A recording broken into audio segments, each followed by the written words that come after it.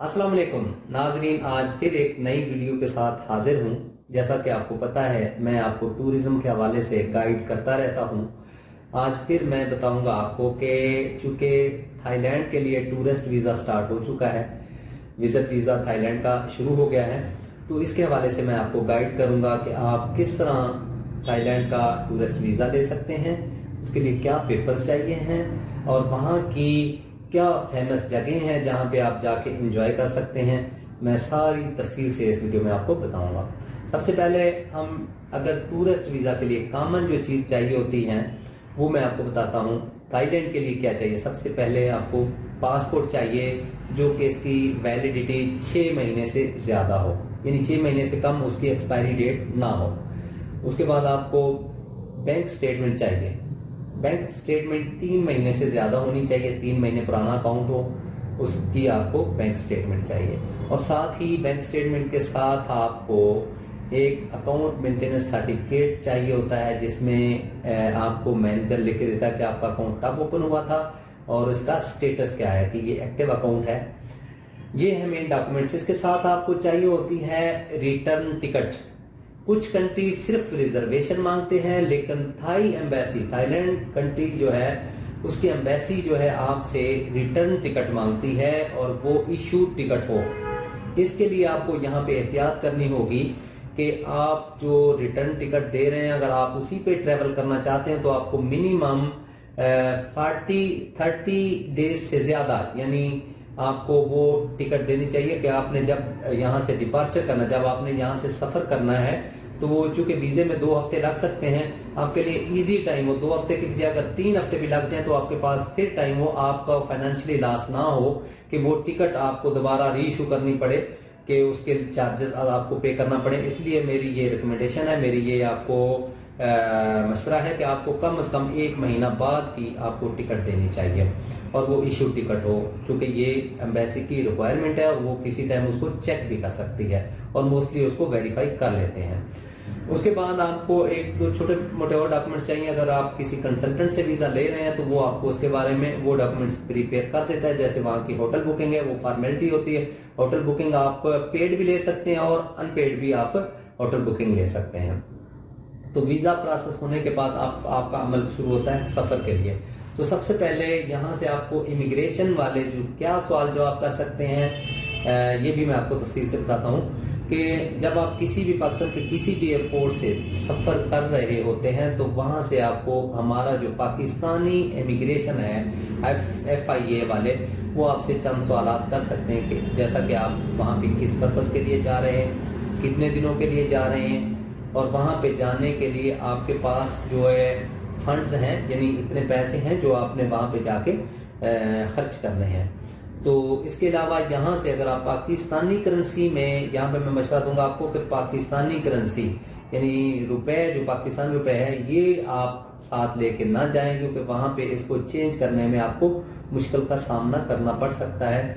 आपको जो famous currency है, जैसे डॉलर है, रियाल सऊदी है या दरहम है, इस तरह की करेंसी आप लेके जा सकते हैं ताकि आपको वहाँ पे उसको तब्दील करवाने में किसी तरह की दिक्कत का सामना ना करना पड़े।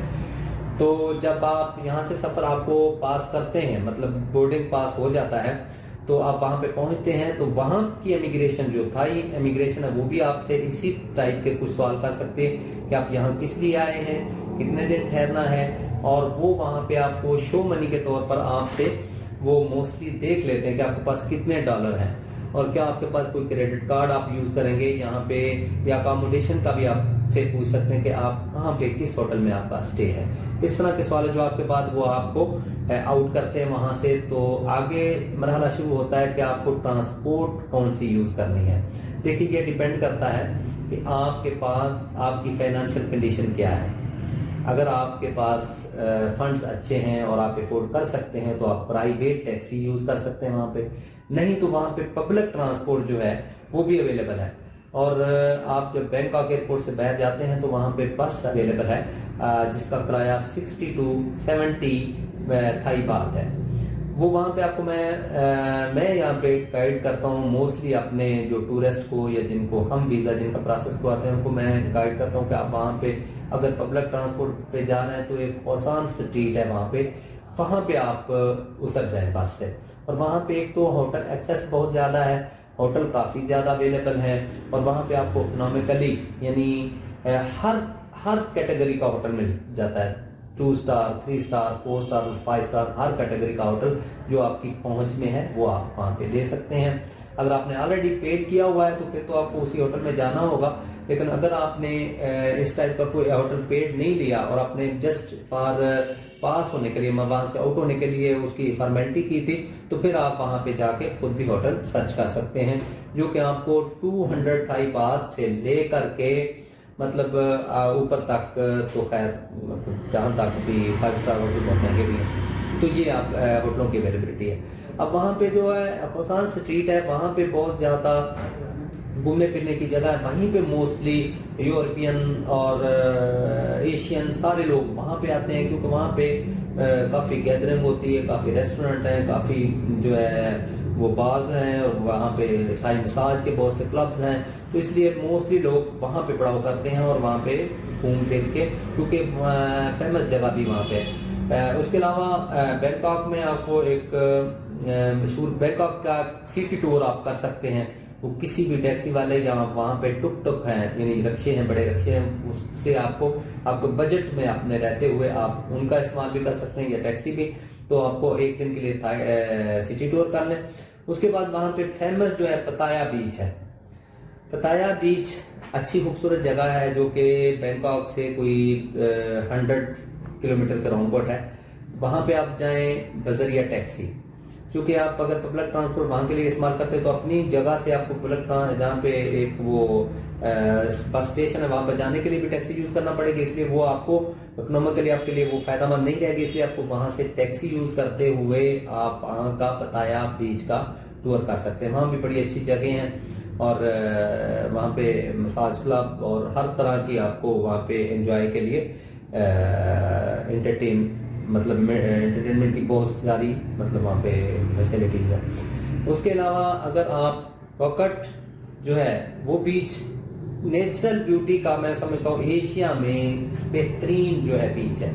وہاں پہ نیچرل بیوٹیفیکیشن اتنی زیادہ ہے کہ اللہ نے اسے لو جمیل اس کو بنایا ہے, اس بیچ کو.